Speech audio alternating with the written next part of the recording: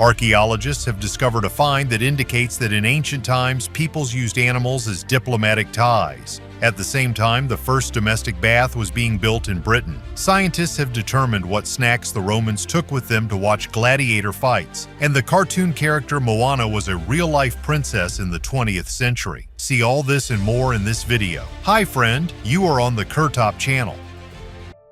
600-year-old English coin.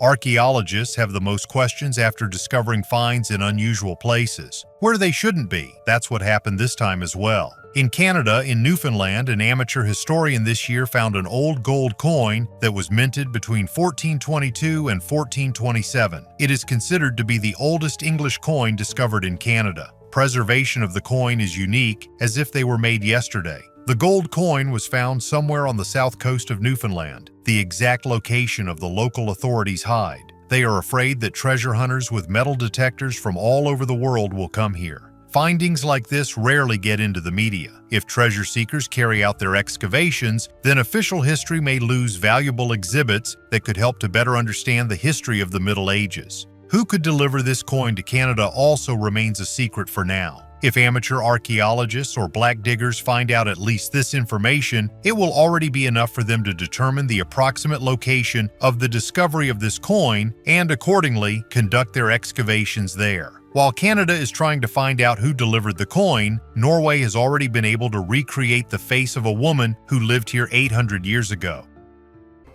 Scientists recreated the image of a woman. We have moved to a new time when modern scientists not only recreate ancient events and objects on paper, but also model ancient people in full size. These people look exactly the same as they did hundreds of years ago. In our case, researchers at the Museum of Natural History and Archaeology in Trondheim, Norway, recreated a model of a woman that lived here 800 years ago based on a skeleton. This smiling elderly woman looked exactly the same hundreds of years ago and walked around the city of Trondheim leaning on a cane. 800 years ago, she could not even imagine that researchers in the future would create her 3D model and give her a new name. Now, the old woman was nicknamed Tora. The name was chosen among the residents through a survey in the media. There is no information about the woman, of course. All the data that is known about her is her burial place and approximate age, and even this information is enough to guess who she was. In the late 1200s, there was a cemetery in Trondheim in central Norway where the remains were found. The cemetery was located next to the main street where quite wealthy people lived at that time, mainly artisans and merchants. Therefore, most likely the old woman was from a merchant family and lived a rather comfortable life. For a long time, an elderly woman walked hunched over and leaning on a cane. She did not have a single tooth in her lower jaw, which was considered the norm for those times. Museum staff spent a huge amount of work on the model. For tailoring and makeup, the best specialists were involved in order to convey the sincerity and warmth of those times as accurately as possible. To evoke positive emotions among visitors to the museum, watching a person who lived and walked here 800 years ago. Perhaps one of the visitors is her great-grandson. Norway is one of the favorite places on the planet for archaeologists. This country often pleases us with new finds. One of these is a 700-year-old ship. Sunken 700-year-old ship. The bottom of Norway's largest lake, Mjøsa, was a dumping ground for surplus ammunition between the 1940s and 1970s. Many weapons were brought here after the Second World War. However, in Viking times, this place was a busy trading route. Therefore, the archaeologists had a goal not only to raise all the ammunition from the bottom, but also to find things that are older. Scientists have created a map of the lake bed that has helped archaeologists discover the remains of a 700-year-old Viking ship. After analyzing hydroacoustic images, archaeologists determined that the ship was made of wood and was 10 meters long. It is located at a depth of just over 400 meters. Although the images are not legible, however, even this helps to determine that the ship was built after the 1300s. Until that time, the shape of the ships was very different. Before 1300, the bow and stern were almost identical in shape, and in our case, the stern has an expressive form. Based on the sonar images, it is clear that the ship's builders used a Scandinavian technique,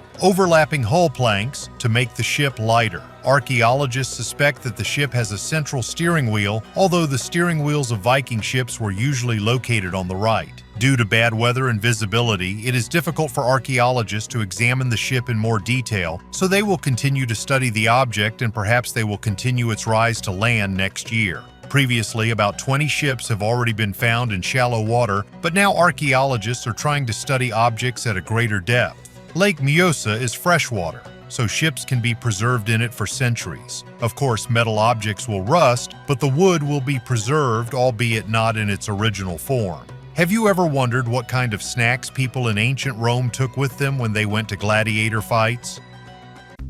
The oldest snack under the Colosseum.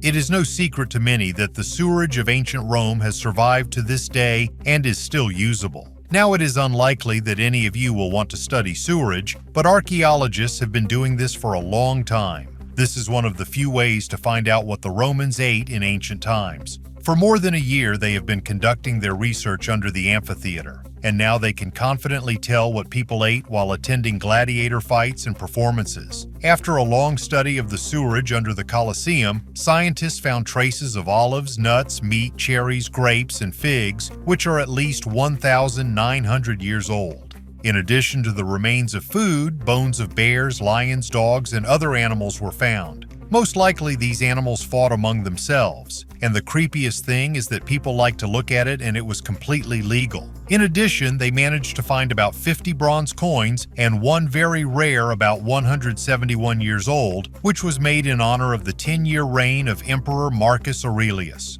The sewerage is the only place where you can find treasures such as coins, animal bones, and leftover food. If for an ordinary person all this seems insignificant, then for archaeologists and historians, these are the most valuable finds. After all, their value is not measured in monetary terms. Judging by the bones of animals, not only lions and bears took part in the battles, but also small dogs, chickens, and even pigs. Perhaps they were used as food, and it was interesting for people to watch how a hungry lion tears apart a pig and swallows small dogs. For many, the Colosseum evokes associations only with gladiators and animals, although in fact, a lot of various events took place there. Fiery performances, imitation of sea battles, and much more. The last performance at the Colosseum that has been documented took place 1,500 years ago, and around this time the British built the first domestic bath. The first home bath in Britain. Not everyone knows, but Britain was also under the control of the Roman Empire, so Roman villas are constantly found here. The Roman villa in Rutland gained its fame thanks to the 1,500-year-old mosaic discovered here. The villa belonged to very wealthy owners. When there is a lot of money and the possibilities are endless, then you can do anything. And the owners decided to rebuild their barn into a real home bath, where there was a steam room and a bath with cold water. Such a luxury, and especially in those distant years, only a few could afford. For you to understand, in our time there are more owners of private jets than 1,500 years ago there were owners of home baths. The bath was most likely two-story, had heated floors, a steam room, and a font with cold water. In addition, the bathhouse had a tepidarium, or medium temperature room, where wealthy villa residents scraped off dead skin with a metal tool known as a strigil. The heating system in the building could maintain various temperature conditions. The remains of the mosaic measure 8 by 10 meters and are the only of their kind in the UK and one of the few in the world. I already talked about the mosaic once. It depicts the plot of the ancient Greek poet Homer about the hero Achilles and his battle with Hector at the end of the Trojan War. The discovery of this mosaic was Britain's most outstanding find in the past 100 years. And then there's the bath. Now, historians have more material to study Roman Britain. That is an important period in the history of this state. The next find is no less interesting. An amateur archaeologist managed to find an ancient wedding ring. Medieval wedding ring. I will continue the story of the new discovery from the UK in the field of Dorset, a county in the southwest of England, where an amateur archaeologist found an amazing artifact. Often, metal detector enthusiasts return home with empty pockets. But David Board was incredibly lucky. At a depth of just over 1 meter in the mud, he found a gold ring with diamonds in almost perfect condition. Back in the distant 1970s, Board was engaged in the search for artifacts, but then he abandoned this business for many years. And since 2019, this trip was the second and immediately so successful. He believes that such a find happens once in a lifetime. Indeed, in those days, such jewelry was not mass-produced, and the master put his soul into each ring and created a piece of jewelry with maximum meticulousness. This ring is already valued at $50,000 at auction. The dating and authenticity of the ring was checked in the British Museum. Having studied the history of the land where the ring was found, experts determined its owners and approximate age. It is believed that Sir Thomas Brooke gave the ring to his beloved Joan Brooke when they were married in 1388. It was Thomas Brooke who owned this land and was a very rich man of his time. Two intertwining bands formed the outer circle of the ring, symbolizing the merging of two lives. Inside the bracelet was an inscription in French which translates as, "I hold on to your faith, hold on to mine." In England, a hobby of searching for artifacts using metal detectors is very developed. So a few years ago, a teenager in Hertfordshire discovered a bronze axe that was dated to 1300 BC. Did you know that Moana is a real person in history? Real Maori Princess. There is a real story in the biography of this cartoon character. When the scriptwriters began working on the project, they carefully studied the history of Polynesia. To create the main character in the cartoon Moana, they took the images of several local women at once, and the most famous of them was Te Puea Harangi. The Maori tribe is also called the Pacific Vikings because of their militant nature and lifestyle. They even took part in the Second World War on the side of Britain. The story of the princess began at the end of the 19th century. The princess was indeed the daughter of a Maori king.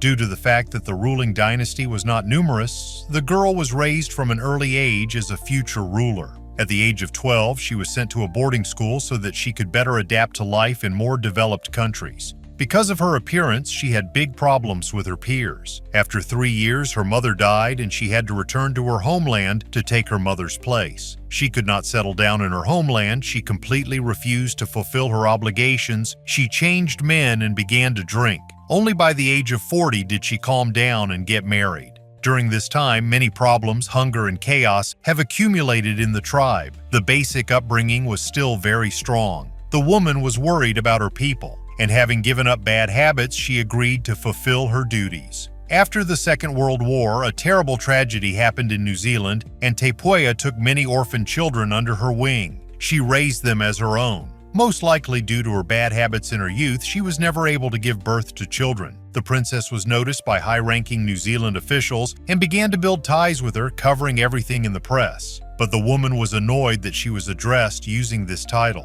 She considered this arrogant, thereby strengthening her authority among her people. Britain and New Zealand tried to use her power for their own selfish purposes. Te Puea was awarded the Silver Medal of King George for saving orphans, and Britain gave her the rank of Commander of the Order of the British Empire. She tried to refuse these awards, but then Britain's relations with the Maori tribe would have worsened, and she had to make concessions. As a result, she managed to bring her tribe out of poverty. Maori children were able to receive a European education. However, in her old age, she became quarrelsome, suspicious, and moody. Friends and relatives turned away from her. The only pity is that the problem was not in her, but in the disease that struck her mind. But when friends found out about it, it was already too late. Te Puea died not having lived up to her 70th birthday. If in this story diplomatic relations were established with the help of awards, then in South America this was done with the help of sacrificed monkeys.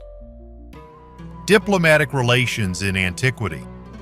Geopolitics has always been a complex process, and at different times, governments used a variety of methods to achieve peace, conclude contracts, or build their relations with their neighbors in this way. So in South America, 1,700 years ago, the monkey became a Maya gift to Teotihuacan during a period of peace and diplomacy before the two groups eventually clashed. The skeleton was discovered in 2018 during excavations under the pyramid in the Square of Columns in the ancient city of Teotihuacan. Then archaeologists found animal bones, a lot of jewelry, figurines, and obsidian knives. The discovery of a spider monkey skeleton here shocked archaeologists. These creatures did not live in the dry environment near Teotihuacan. However, there were many of them in the territory of the Maya, which is 1,500 kilometers to the east. After analyzing the remains of the monkey, scientists determined that this was a female aged 5 to 8 years. They also managed to determine that the monkey was caught in the rainforest when she was about 3 years old.